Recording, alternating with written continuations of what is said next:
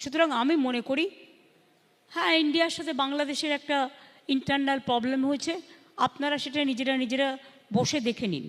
International ফোরামে অনেক forum আছে, কিন্তু নেগোসিয়েশনটা বন্ধ করে দেওয়া ঠিক নয়। দুই দেশ একে অপরের সাথে কথা বলে আমার মনে হয় অস্থিরতা কাটিয়ে একটা সুস্থির পরিস্থিতির মধ্যে আসুক। This was my number 1 point.